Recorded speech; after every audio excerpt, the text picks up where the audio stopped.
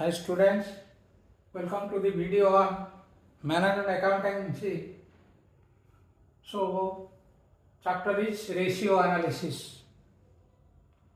In the previous two videos, we have discussed about the various types of ratios and liquidity ratio.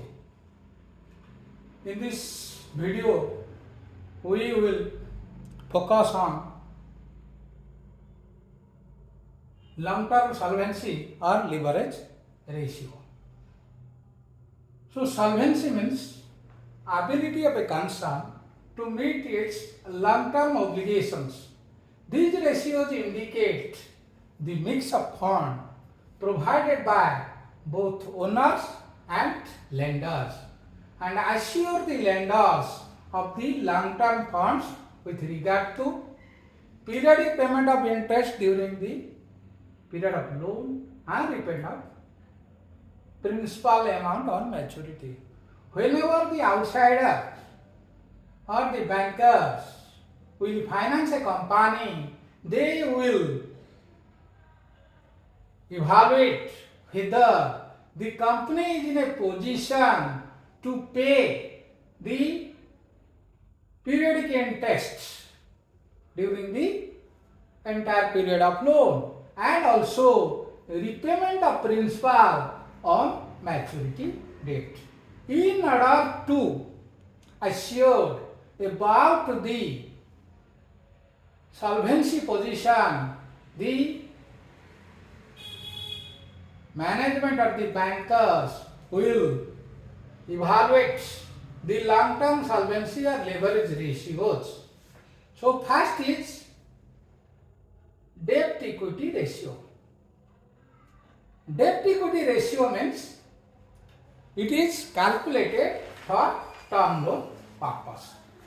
So the ratio shows total outside liability divided by shareholders fund or equity. In this problem, we have already discussed one problem, XYZ balance sheet as on 2023. Equity and liabilities given, shareholders fund, share capital 7 lakh, reserve and surplus 1 lakh, non-current liability includes long-term borrowing or debenture or debt 9 lakh 50,000, short-term borrowing includes bank overdraft 3 lakhs, trade creditor includes bills payable 1 lakh, sundry creditor 50,000, other current liabilities, that is outstanding expenses 40,000. In case of short-term provision for tax includes 60,000 and provision for dividend 50,000. Total liability comes to 23 lakh 50,000.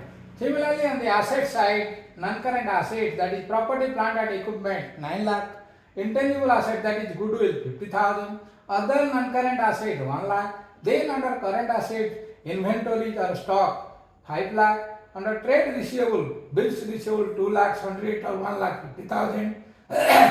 Then cash and cash equivalent, cash in hand 1 lakh, cash at bank 2 lakh. Then investment in security 1 lakh, prepaid expenses 50,000. It also totals to 23 lakh 50,000. So accounting equation tells assets equal to liability plus capital. So in case of debt equity ratio, the formula is total debt, that is outside liability, divided by shareholders equity. In this case, shareholder equity is 7 plus 1, that is 8 lakhs. And in case of total outside liability, generally we consider the long-term debt. If we consider the total debt, then total debt will be long-term borrowing, then that is non-current liability plus current liability, which is 23 lakh 50,000 minus 8,000, 15 lakh 50,000. Suppose we consider 15 lakh 50,000 a total outside liability, then our shareholder fund is 8 lakhs, so it comes to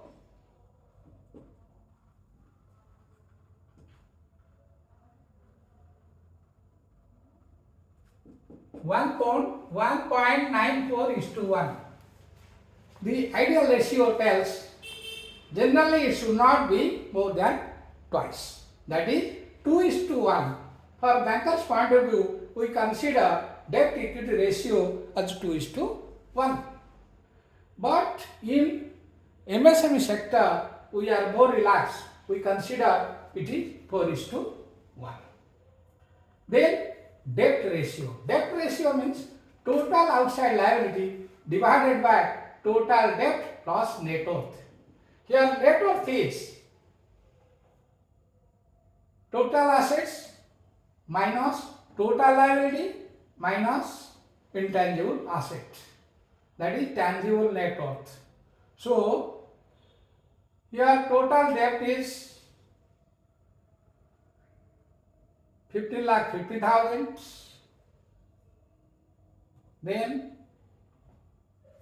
plus net worth. Net worth is 8 lakh minus 7,50,000. So it is 23 lakhs. So 15,50,000 divided by 23 lakhs. That will be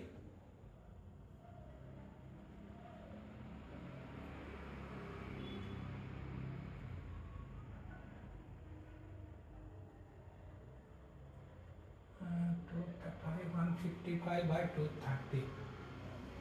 155 by 230. Generally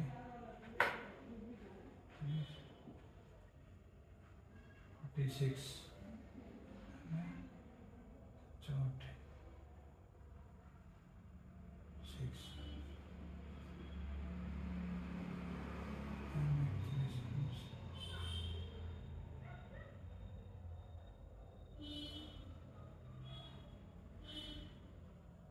So it is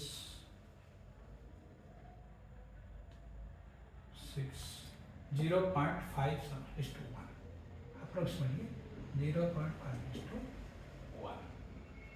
Then proprietary ratio. Proprietary ratio means proprietary funds divided by total assets. Here proprietary fund is 8 lakh and total asset is 23 lakh 50,000. So this is the proprietary ratio.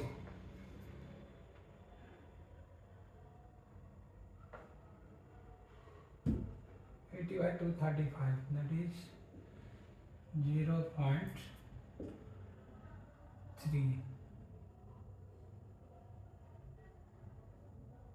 0.33 is to 1 approximately. Then debt to assets ratio. Under debt to assets ratio, total debt is, that is 15,50,000 divided by total assets is 23,50,000. So this is debt to assets ratio. Then most important is total outside loan divided by tangible net worth. In tangible net worth means total shareholders fund, that is 7 lakh plus 1 lakh 8 lakh minus intangible assets, that is net tangible worth. So in this case it is 8 lakh minus 50,000, 7 lakh 50,000. Then total outside liabilities 15 lakh 50,000. So it is more than 2. Then another is capital gearing ratio. In case of capital gearing ratio, the purpose is it helps evaluate a company's capital structure. Means common stockholders equity. Here common stockholder equity is 8 lakh. Then fixed cost bearing funds. Fixed cost bearing funds is 9 lakh 50,000. That is the measure long term debt. So this is the ratio or capital gearing ratio.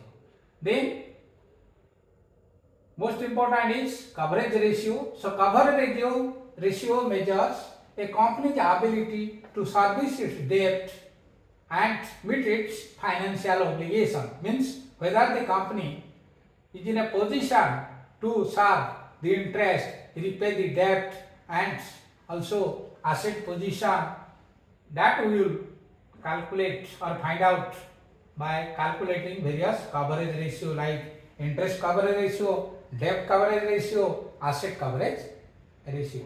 Thank you for watching this video. In the next video, we will solve some problems and discuss about the coverage ratios.